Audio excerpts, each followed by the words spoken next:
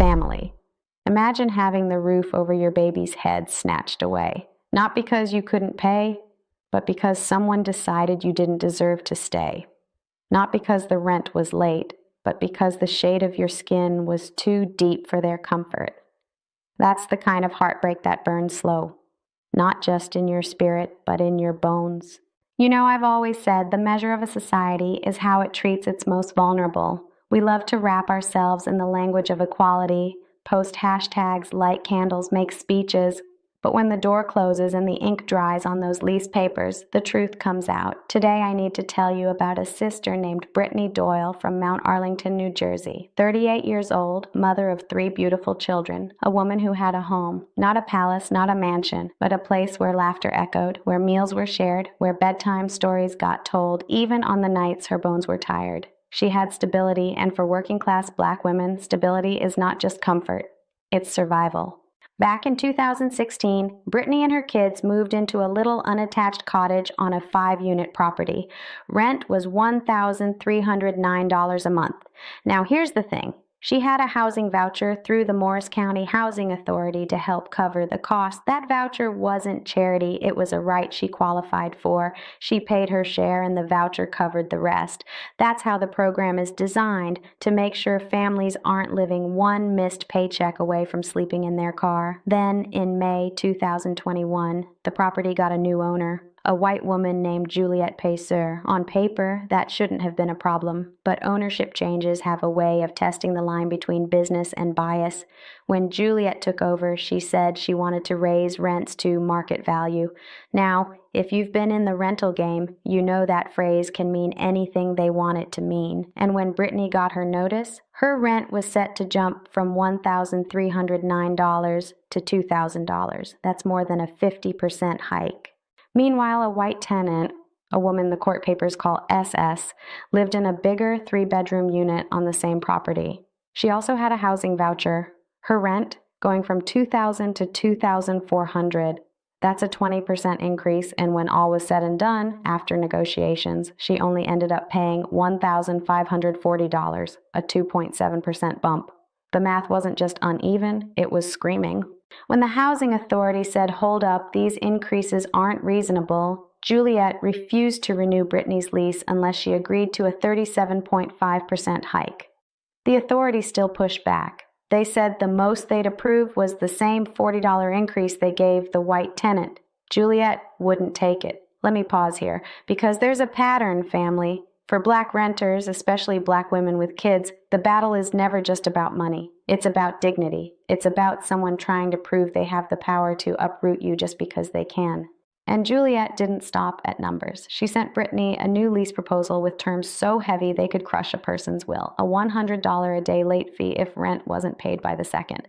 Cameras installed around the property, 6 in total, with 4 aimed directly at Brittany's unit. No overnight guests allowed. No medical marijuana use, even though Brittany had a legal card for her thyroid cancer. Snow removal on her shoulders, oil tank maintenance in her hands, paying the first $100 of any repairs out of her own pocket.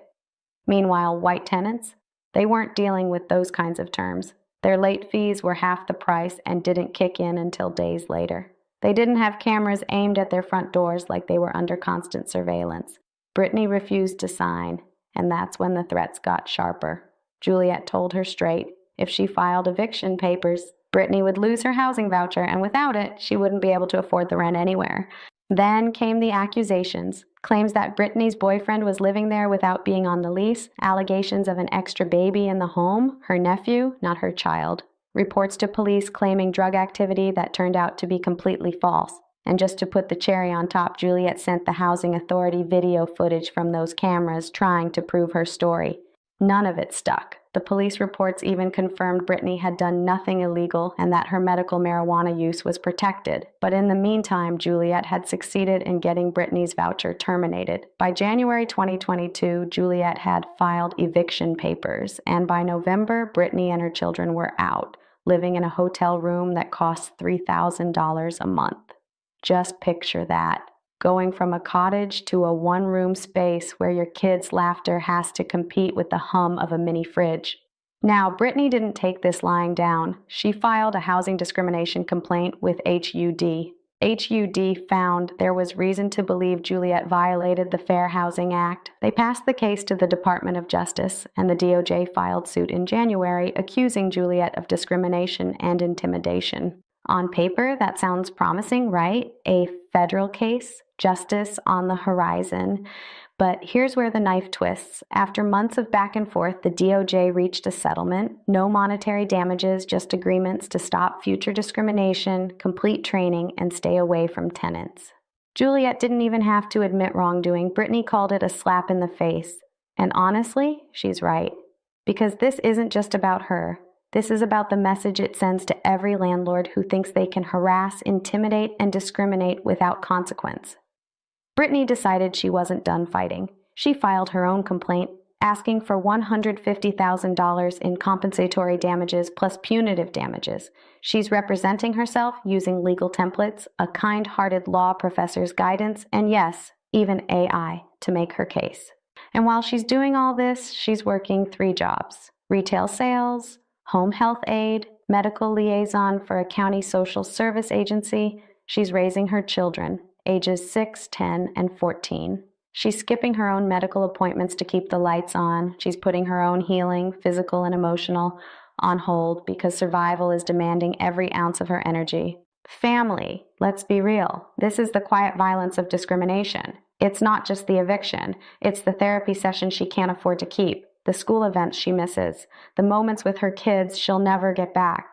It's the way a landlord's prejudice has ripple effects that last for years, and now, with an eviction on her record, finding affordable housing is nearly impossible. She dreams of one day owning a home, not a palace, just a place where no one can walk in and decide she has to go. The case is still moving through the courts. A judge is set to decide whether she can intervene officially in the DOJ's case. The landlord's attorney is playing the standard defense line, saying the filings present an incomplete picture. But I think about Brittany's picture, the one she's living in right now. A hotel room that costs more than her old rent. Children who have learned far too early that home can be taken from you even when you follow the rules. And I think about all the Brittany's we don't hear about. The ones who sign those unfair leases because they can't risk the fight. The ones who move quietly in the night with their children's clothes in trash bags. The ones who swallow their anger because the system is set up to exhaust you until you give up. This story, it's not just about housing, it's about power. It's about who gets the benefit of the doubt and who gets the cameras pointed at their front door. It's about how the same system that's supposed to protect you will write you out of the settlement when the ink dries. Brittany is still standing, and that matters, because every day she keeps fighting, she's showing her children and all of us that dignity is worth defending, even when the system tries to grind it out of you. You know, in our communities, we've always had to be both our own shelter and our own sword. We fight with grace, we endure with style, and we love in ways that defy the smallness the world tries to force on us. Brittany's fight is not over, and neither is ours.